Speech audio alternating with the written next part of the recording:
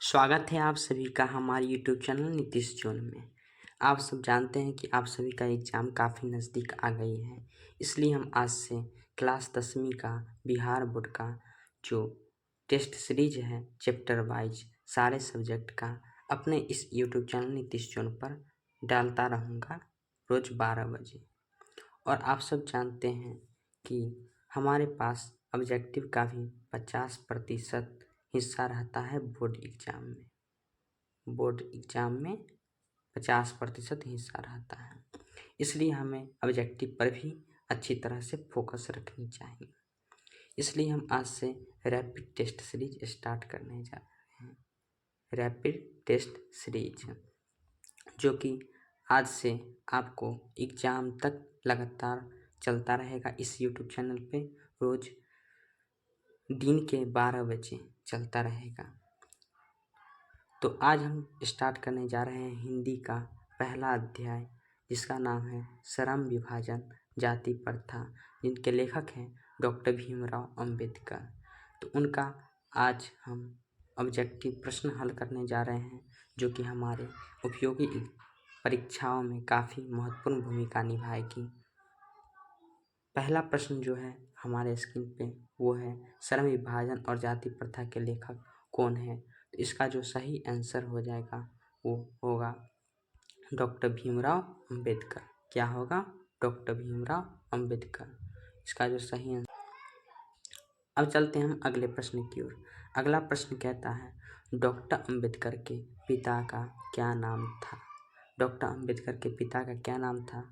हमारे पास जो ऑप्शन दिए गए हैं, ए ऑप्शन है रामदेव सकपाल, बी ऑप्शन है रामजी सकपाल, सी ऑप्शन है रामकिशन सकपाल, डी ऑप्शन है राधेराम सकपाल। इसका जो सही आंसर हो जाएगा वो होगा रामजी सकपाल। क्या होगा? रामजी सकपाल, बी ऑप्शन सही हो जाएगा। अब चलते हैं हम अगले प्रश्न की ओर। अगला प्रश्न कहता है आधुनिक सभ्य समाज कार्य कुशलता के लिए किसे आवश्यक मानता है। ऑप्शन जो दिए गए हैं हमारे पास वो हैं श्रम विभाजन, धन विभाजन, जन विभाजन, जाति विभाजन। इसका जो सही आंसर हो जाएगा वो होगा श्रम विभाजन। ऑप्शन ए इसका करेक्ट हो जाएगा। अब हम चलते हैं अगले प्रश्न की ओर। चौथा प्रश्न कहता है जाति प्रथा भारत में बेरोजगारी का एक डैश कारण बनी हुई है। हमारे पास जो ऑप्शन दी गई है वो है पहला प्रत्यक्ष, बी ऑप्शन है प्रमुख, सी ऑप्शन है ए और बी दोनों, और डी ऑप्शन है इनमें से कोई नहीं। इसका जो सही आंसर हो जाएगा वह ए और बी दोनों होगा, क्योंकि जाति प्रथा भारत में बेरोजगारी का एक प्रत्यक्ष और प्रमुख कारण बनी हुई है। अब हम चलते हैं अगले प्रश्न। 5वां प्रश्न है मुखनायक क्या है। तो मुखनायक जो है वह एक प्रकार का पत्रिका है। मुखनायक क्या है? एक प्रकार का पत्रिका है, अर्थात इसका बी ऑप्शन सही हो जाएगा। अब हम चलते हैं अगले प्रश्न की ओर। अगला प्रश्न है छठा प्रश्न डॉक्टर भीमराव अंबेडकर की मृत्यु कब और कहाँ हुई थी। डॉक्टर भीमराव अंबेडकर की मृत्यु कब और कहाँ हुई थी। इसका जो हमारे पास ऑप्शन दिए गए हैं वो ऑप्शन है, पहला ऑप्शन है 1956 जो कि दिल्ली में हुआ था, 1957 मध्य प्रदेश में, 1958 वाराणसी, 1959 बिहार। इसका जो सही आंसर हो जाएगा वह 1956 ईस्वी 6 दिसंबर को दिल्ली में हुआ था। इसका जो करेक्ट आंसर हो जाएगा वह। अगला प्रश्न है डॉक्टर भीमराव अंबेडकर का जन्म कब हुआ था। इसका जो सही आंसर हो जाएगा वह 14 अप्रैल 1891 ईस्वी, डी ऑप्शन हो जाएगा सही। वह हम चलते हैं अगले प्रश्न की ओर। अगला प्रश्न है 8वां प्रश्न अंबेडकर की दृष्टि में भाईचारे का वास्तविक रूप कैसी होती है। तो इसका जो कुछ ऑप्शन दिए गए हैं, ऑप्शन पहला है दूध और शक्कर के मिश्रण की तरह, दूध पानी के मिश्रण की तरह, तिल और टंडुल के मिश्रण की तरह, और डी ऑप्शन है पानी और नमक के मिश्रण की तरह। इसका जो सही आंसर हो जाएगा वह दूध और पानी के मिश्रण की तरह, बी ऑप्शन सही हो जाएगा। अब हम चलते हैं अगले प्रश्न की ओर। अगला प्रश्न 9वां प्रश्न है, भारतीय संविधान के निर्माण में महत्वपूर्ण भूमिका किसकी थी? जो भारतीय संविधान के निर्माण में जो महत्वपूर्ण भूमिका थी वह डॉक्टर भीमराव अम्बेडकर के थी। इसका जो सही आंसर हो जाएगा वह ए ऑप्शन सही हो जाएगा। अब हम चलते हैं अगले प्रश्न की ओर। अगला प्रश्न है 10वां प्रश्न, सभ्य समाज की आवश्यकता है। तो सभ्य समाज की आवश्यकता जो है वह क्या है? वह श्रम विभाजन है। क्या है? श्रम विभाजन। इसका सही आंसर हो जाएगा वह बी हो जाएगा। अब हम चलते हैं 11वां प्रश्न की ओर है, प्राथमिक शिक्षा प्राप्त करने के बाद अम्बेडकर उच्चतर शिक्षा प्राप्त करने के लिए कहाँ गए थे? तो वो गए थे न्यूयॉर्क। और वो किनके प्रोत्साहन पर गए थे? तो बड़ौदा नरेश के प्रोत्साहन पर। बड़ौदा नरेश के प्रोत्साहन पर। इसका जो आंसर हो जाएगा वह सी हो जाएगा आंसर। अब चलते हैं अगले प्रश्न की ओर। 12वां प्रश्न कहता है, अम्बेडकर के चिंतन व रचनात्मकता के लिए प्रेरक व्यक्ति थे। तो वो 3 प्रेरक व्यक्ति थे, इनका नाम था बुद्ध, कबीर, ज्योतिबा फूले। अर्थात इनका जो सही आंसर हो जाएगा वह इनमें से सभी होगा। डी ऑप्शन करेक्ट हो जाएगा। अब हम चलते हैं अगले प्रश्न की ओर। 13वां प्रश्न कहता है, जाति पाति तोरक मंडल भाषण लाहौर में कब हुआ था? तो यह हुआ था 1936 ईस्वी में। यह जो भाषण हुआ था कब हुआ था? 1936 ईस्वी में। इसका जो सही आंसर हो जाएगा वह सी हो जाएगा। अब हम चलते 14वां प्रश्न कहता है, श्रम विभाजन और जाति प्रथा क्या है? श्रम विभाजन और जाति प्रथा क्या है? ऑप्शन जो दिए गए हैं, कहानी, भाषण, निबंध, साक्षात्कार। इसका जो सही आंसर हो जाएगा वो हो जाएगा निबंध। सी ऑप्शन सही हो जाएगा, जो कि इनके प्रसिद्ध भाषण एनिहिलेशन ऑफ कास्ट से लिया गया है। इनके प्रसिद्ध भाषण एनिहिलेशन ऑफ कास्ट से लिया गया है। 15वां प्रश्न। 15वां प्रश्न जो है वो है, निम्नलिखित रचनाओं में से कौन सी रचना डॉक्टर अम्बेडकर की हैं? तो डॉक्टर अम्बेडकर की इनमें से सभी रचनाएं डॉक्टर अम्बेडकर की हैं। इसका जो सही आंसर हो जाएगा वह डी होगा।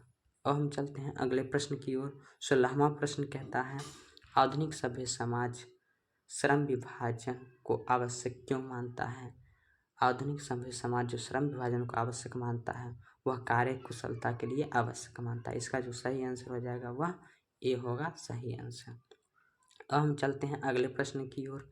अगला प्रश्न 17वां प्रश्न कहता है, श्रम विभाजन और जाति प्रथा पाठ बाबा साहेब के किस भाषण का संपादित अंश है? तो यह हम पहले ही बतलाए थे। यह जो संपादित अंश है वह एनिहिलेशन ऑफ कास्ट नामक भाषण का संपादित अंश है। और यह जो भाषण दिया गया था 1936 ईस्वी को लाहौर में दिया गया था। 1936 ईस्वी को लाहौर में दिया गया था। उसी से यह संपादित अंश लिया गया है, श्रम विभाजन और जाति प्रथा, जो कि एक प्रकार का निबंध है।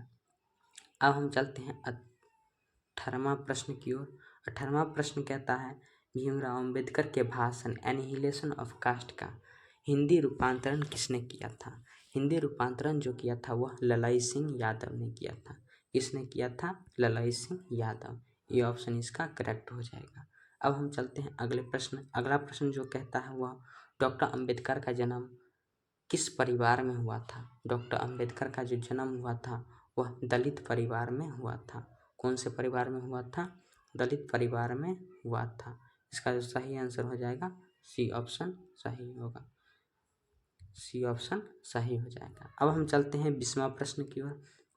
20वां प्रश्न हमारे स्क्रीन पर जो है वह, लेखक को इस युग में कहाँ पर विडंबना दिखाई दिया? लेखक को इस युग में जो विडंबना दिखाई दिया वो दिखाई दिया जातिवाद में। कहाँ दिखाई दिया? जातिवाद में। इसका सही आंसर हो जाएगा वह ए होगा सही आंसर। क्या होगा? ए। अब हम चलते हैं अगले प्रश्न की ओर। अगला प्रश्न कहता है 21वां प्रश्न जो है, डॉक्टर अम्बेडकर के माता का नाम क्या था? डॉक्टर अम्बेडकर के माता का नाम था, हमारे पास जो ऑप्शन दिए गए हैं, रानी बाई, कुंती बाई, शीलाबाई, भीमाबाई। इसका सही आंसर हो जाएगा वह हो जाएगा भीमाबाई। इसका डी ऑप्शन सही हो जाएगा। अब हम चलते हैं अगले प्रश्न की ओर। अगला प्रश्न कहता है डॉक्टर अंबेडकर ने पीएचडी की उपाधि कब धारण की? डॉक्टर अंबेडकर ने पीएचडी की उपाधि कब धारण की थी? तो 1916 ईस्वी में धारण की थी। इसका सही आंसर हो जाएगा सी। डॉक्टर अंबेडकर ने 1916 ईस्वी में पीएचडी की उपाधि धारण किए थे और 1907 ईस्वी में उन्होंने मैट्रिक की परीक्षा पास की और 1905 ईस्वी में इनका विवाह हुआ था। 1905 ईस्वी में इनका विवाह हुआ था, ये भी याद रखिएगा। अब हम चलते हैं अगले प्रश्न की ओर। अगला प्रश्न कहता है लेखक की दृष्टि में विडंबना की बात क्या है? तो लेखक की दृष्टि में जो विडंबना की बात है वह जातिवाद के पुस्तकों की कमी नहीं है। इसका जो सही आंसर हो जाएगा वह ए ऑप्शन सही हो जाएगा। अब हम चलते हैं अगले प्रश्न की ओर। अगला प्रश्न 24वां प्रश्न कहता है लेखक की दृष्टि में आदर्श समाज कैसी होनी चाहिए? बहुत ही इम्पोर्टेंट क्वेश्चन है ये। लेखक की दृष्टि में आदर्श समाज वैसी होनी चाहिए जिसमें स्वतंत्रता, समता और भ्रातृत्व पर आधारित हो, अर्थात ऐसे समाज होनी चाहिए जिसमें पूरी तरह स्वतंत्रता हो, समता हो और भाईचारे का भाव हो, उसे लेखक ने आदर्श समाज माना है। 25वां प्रश्न हमारे स्क्रीन पर जो है वह लेखक बेरोजगारी का प्रमुख और प्रत्यक्ष कारण किसे मानता है? लेखक बेरोजगारी का प्रमुख और प्रत्यक्ष कारण किसे मानता है? तो वो है जाति प्रथा को। किसे मानता है? जाति प्रथा को।